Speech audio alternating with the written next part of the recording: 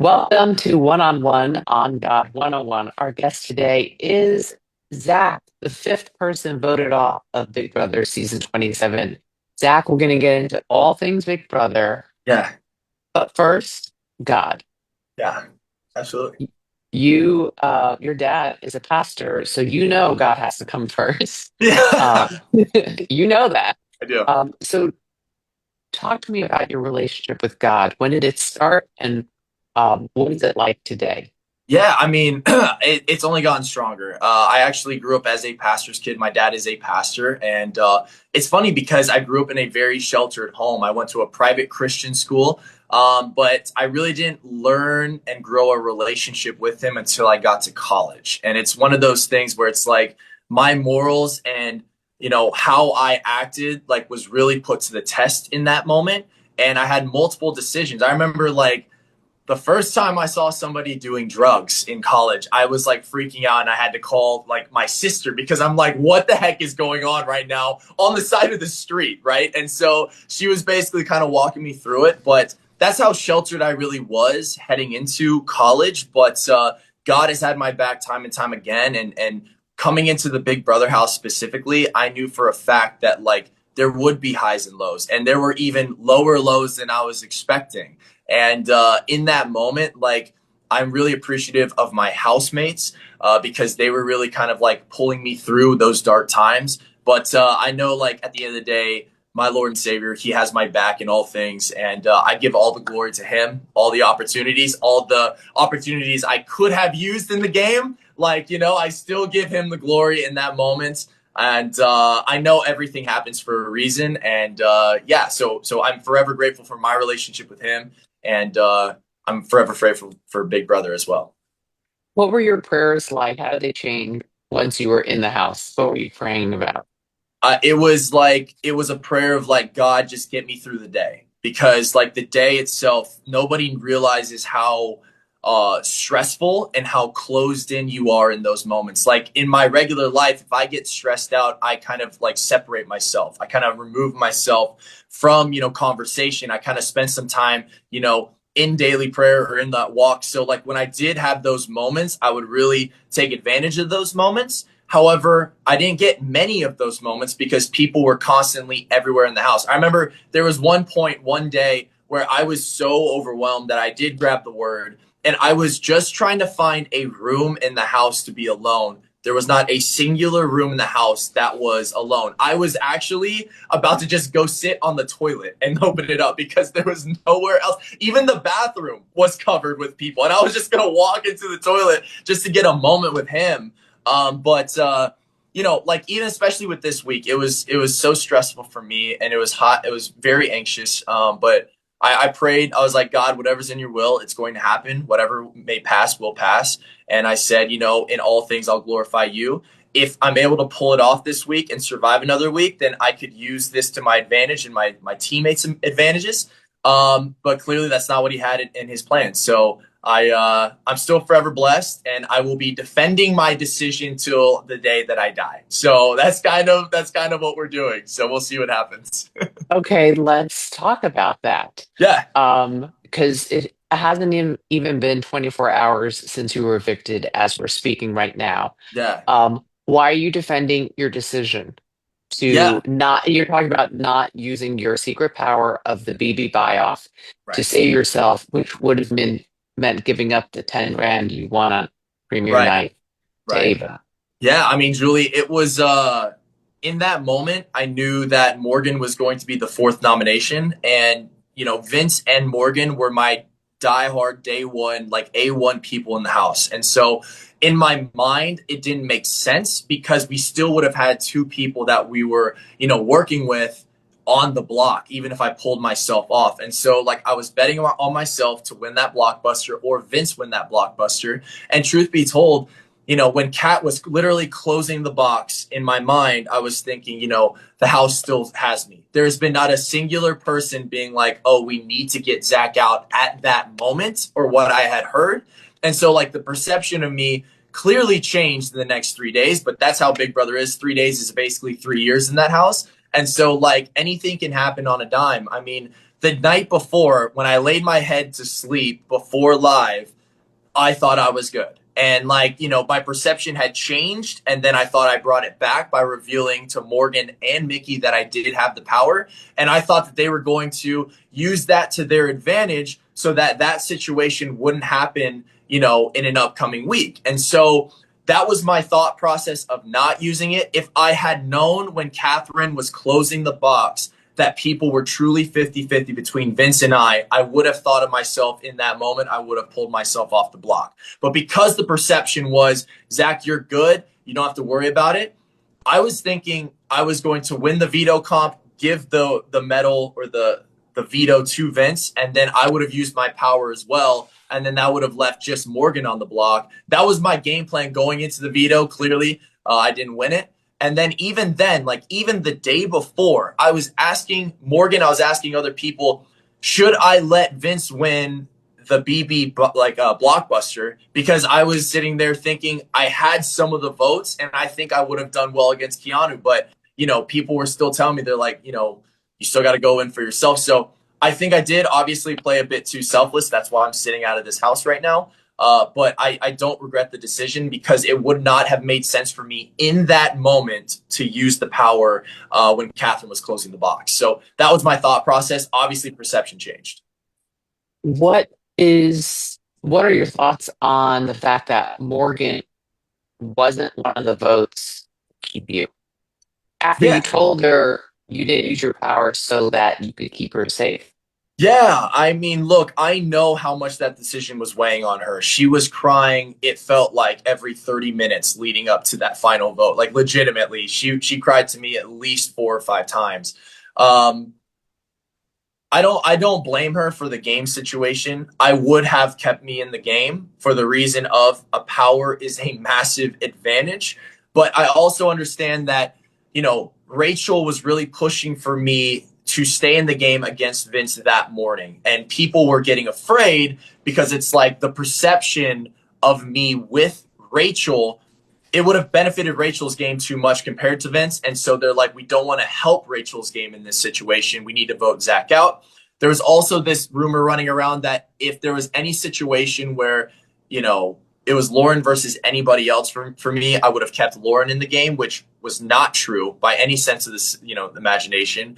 And then people also were telling me that, I still was an athletic threat. So when it came to specific comps, I would have had a very good opportunity to win HOH. And so I think it was just a mixture of all of that. And so I think also some people said that Vince would have been an easy person to put on the block every single week. For me, it wouldn't have been the case. So it's like all four of those things is really the reason why I think everyone voted to keep Vince in the game. Speaking of Lauren, you seem sweet on her. Yeah. What do you think the future holds when she's out of the house as well?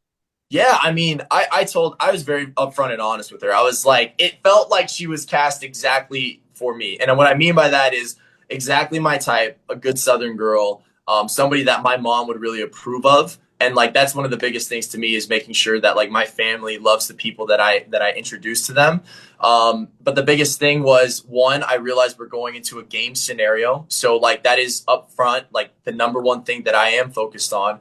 And number two, she's never had a boyfriend before. And so I was trying my hardest never to make her uncomfortable in any situation. I told her after the fact that I'm going to come to Louisiana. I'm going to fly over there once she is out of the house. And I really want to give, it an opportunity, give it a chance. But I also wanted to respect her game. I wanted to respect my game. And in the house, I was trying to keep it very light, very casual.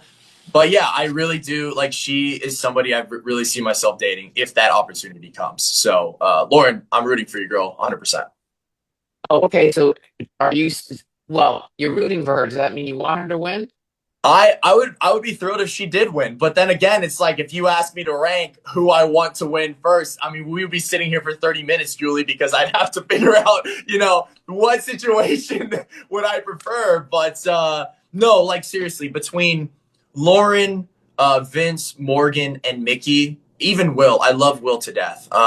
Those five, I would be thrilled if any of them won because I felt like, I had a close relationship with them, excuse me, or anyone else, like I feel like they had a good game sense as well. So that was my thought process. Well, who do you think is playing the best game? I think if the game ended right now, Mickey would win. However, we're not even to jury yet, so that is why I think that she, when you use a power like she did to flip the house upside down, and she was able to get somebody out like Jimmy, that's huge in terms of this game. And also, she had great relationships with everybody in every single pod of the house. It felt like to a lot of us, there wasn't one solidified major alliance, which was weird. But there could have been. But in my eyes, it really felt like there wasn't. And so, like, she just had really great relationships with everybody. I felt like if it ended right now, she would be the winner. Granted, she also is the number one target in my eyes heading into jury. And so I did find out from somebody else that Rachel is now HOH. So it is about to be cinema this week. Julie, I was going to take a week off from watching. I got to watch now. It is going to be the best week of Big Brother, arguably in history. So I'm really excited as a fan to watch it. We should put on our seatbelts while floaters grab their life vests for this week. Uh, you said you were going to play it selfishly. You had these big ideas before you went into the house. Yeah. And I wonder how much of it is your Christian foundation and upbringing that just didn't allow you to play it selfishly. And actually, you played it the opposite way, where you sacrifice your own life in the game for others. Look, I think a lot of it did come back to, my mom and dad watching every single day, watching the live. I knew that they were rooting me on, but they also gave me access to do whatever I wanted in the house. Like they wanted me to play the game. And so, look, people are playing the game differently, like different ways. I really wanted to go in there and win HOH and be a comp beast. And shout out to Keanu for being that person to continuously save himself. Like he has my respect in that aspect. However, when I realized how my game was going, especially after week one, when I saved you, Julie, I had to pivot my game because people were already telling me that I did have an immediate target because I had won $10,000. And I'm thinking in that moment, I have to take a step back. I have to create and focus on my relationships with everybody in the house and not make those massive moves. And so going into the game, because I won the literal first competition of the season, it changed my entire perspective of how I should be approaching the game. Because I was selfless and for example, I gave the London trip to Will. Look, if I had kept that London trip, that would have created an even bigger target on my back because I had won the 10K and I got a London trip. I wanted to, first off, Will is like my dad in that house, and he reminds me so much of my dad that from the goodness of my heart, that was the main reason. But also, it's to keep me safe. And like he told me he would never vote against me no matter what. So it was partly game sense as well for that reason. And so, I knew that I was playing it selflessly. However, if I had won the blockbuster or Vince had won the blockbuster, I felt like my game was in a great position to make a run once we got to jury because my game, instead of being so selfishly, people could look at me in jury and being like, he played a great selfless game. And that would have been a way that I would have approached the jury if I was standing in the final two.